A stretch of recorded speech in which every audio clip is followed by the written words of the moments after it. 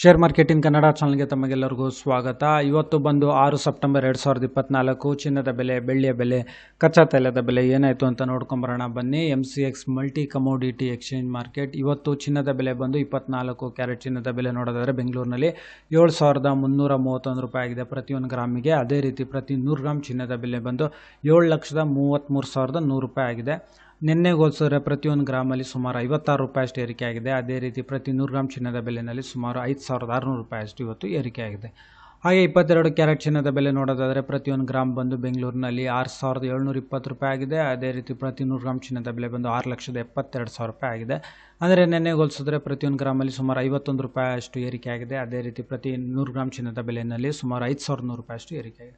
ಹಾಗೆ 18 ಕ್ಯಾರೆಟ್ ಚಿನ್ನದ ಬೆಲೆ ನೋಡಿದರೆ ಬೆಂಗಳೂರಿನಲ್ಲಿ 5,498 ರೂಪಾಯಿ ಪ್ರತಿಯೊಂದು ಗ್ರಾಮ್.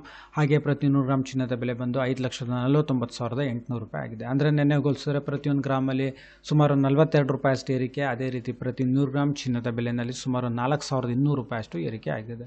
ಹಾಗೆ ಬೆಳ್ಳಿಯ ಬೆಲೆ ನೋಡಿದರೆ ಇದರಲ್ಲಿ ಯಾವುದೇ ರೀತಿ ಬದಲಾವಣೆ ಇಲ್ಲ. ಬೆಂಗಳೂರಿನಲ್ಲಿ ಪ್ರತಿ ಗ್ರಾಮ್ ಬೆಳ್ಳಿಯ ಬೆಲೆ ಬಂದು ಬೆಂಗಳೂರಿನಲ್ಲಿ 83 ರೂಪಾಯಿ. ಅದೇ ರೀತಿ ಪ್ರತಿ 1 kg ಬೆಳ್ಳಿಯ ಬೆಲೆ ಬಂದು 83,000 ರೂಪಾಯಿ ಆಗುತ್ತೆ ಇವತ್ತು.